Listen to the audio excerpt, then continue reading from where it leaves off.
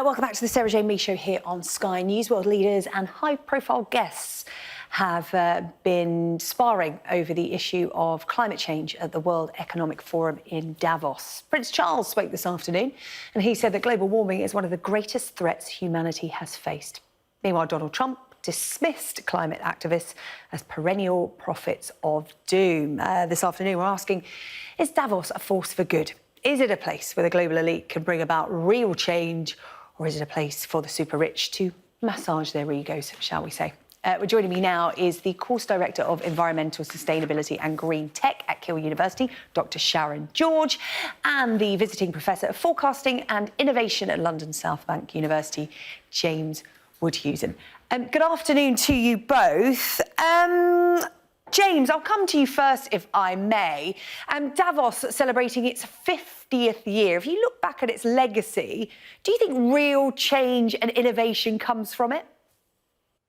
No, certainly not. I mean, it's very easy to be cynical about all these squillionaires and their private jets, and I think we've had a good outing for that cynicism in previous years. I think what is new about this year is the quest for social legitimacy, for moral leadership that is really so evident from all the rich people and the employers and the politicians who are gathered there together. They really want Greta Thunberg and all the green lobbyists to stroke them. It's not so much about massaging their ego, if I may, Sarah Jane. It's more about them wanting to look good and accepting that they've done bad and persuading children that their parents are not so bad. And I think they very much feed on Greta Thunberg's and other people's sort of attack on the boomer generation, people in their 60s who are white, male and stale and pale.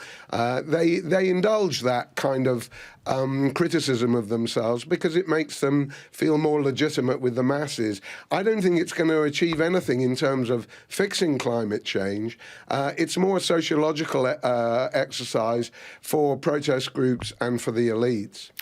Dr. Sharon George, it is, as James has pointed out there, certain irony that particularly this year in 2020, Davos is focusing on climate change, and you've got a bunch of millionaires arriving there by private jet. Prince Charles, who made a speech about climate change, he arrived on a private jet which emits 6 tonnes of carbon per passenger compared to 0.19 tonnes if you go commercial. So there's a really uncomfortable irony there this year. There is. However, I think the people in the room are the ones with perhaps some ability to do those big changes that we need. Up until now, the rhetoric about climate change has been about, oh, we need to do something quite quickly, we need to cut our carbon, what can we do on an individual basis? And, you know, people have been changing habits, but I think some of the big changes are going to come at those big industrial levels and big investment levels that are going to need a massive cash injection. And climate change doesn't respect borders. It's a global issue. And these forums where you get people together globally to talk about these issues and the amounts of money involved to fix these problems, that's necessary. It's just the jets are unfortunate. You know, maybe it's just a shame it has to be in a physical place like that. We could have easily done this, you know, via, you know, virtual presence and a bit of teleconferencing, where I can tell you, as somebody who uses Skype quite a lot on this show, the technology doesn't always work. So trying to coordinate all those millionaires and world leaders, I can only imagine the tech headaches. James, let's come back to Prince Charles's speech today. Obviously, Prince Charles last spoke at Davos some 30 years ago, and he was one of the first people to talk about climate change. He's there 30 years on. Do you think he's got the ear of the audience more now? Are people more willing to listen when people talk about climate change, Donald Trump aside, of course? Well, I think, as I was trying to say, the elites have never been more receptive, not to the charms of royalty, they're fading fast right now, but to the charms of the green movement. I think that we're talking about a symbiosis there.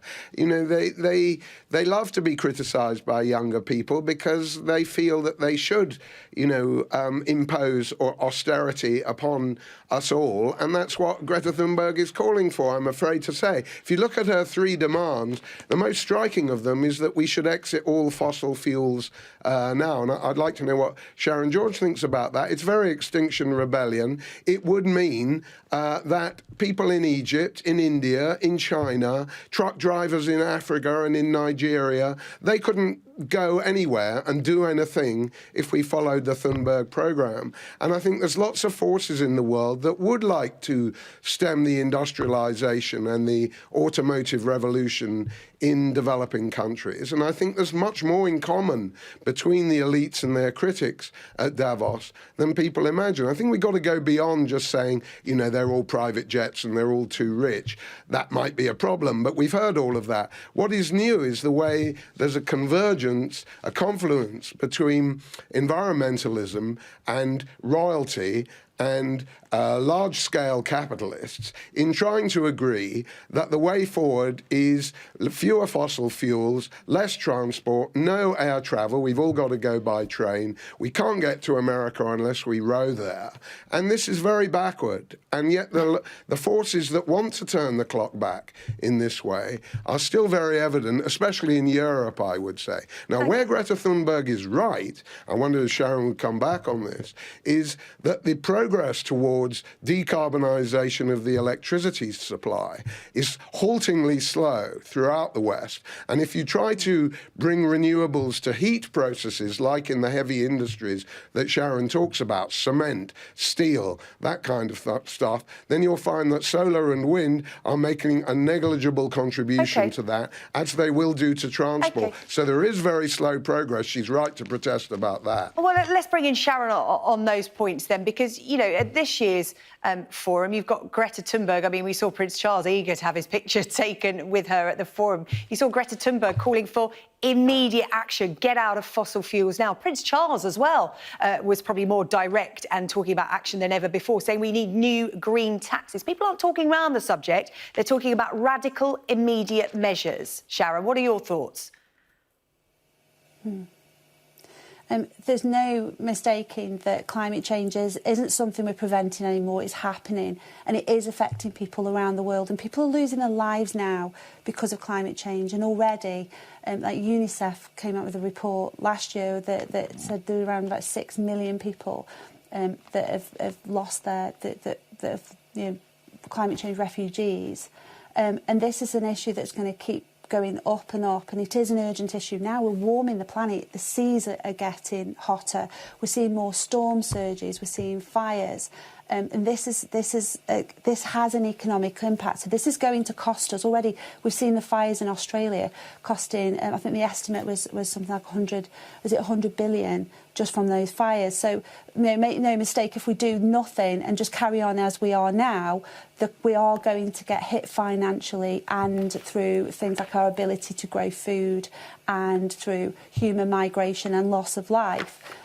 That doing nothing is not an option, and this is happening now. So the urgency is now, and one of the most urgent things we need to do is decarbonise. However, I do take the point that there are some things you just can't just stop making. You know, you talk about steelworks and high temperature manufacture, and we need to find ways of making those as efficient as possible, because those are things that we need for our infrastructure.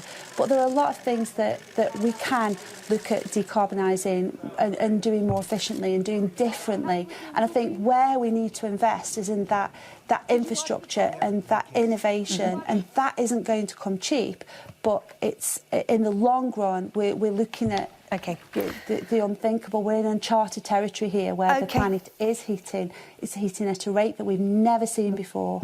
OK, yeah, the time is now. A lot of that sentiment relayed at Davos. Remains to be seen what action is taken from this point on. Dr. Sharon George and James Woodhousen, thank you very much for joining us here on Sky News this afternoon, reflecting on Davos and what action can actually be taken from that summit in Switzerland at the World Economic Forum. You're watching the Sarah Jane Lee Show here on Sky News.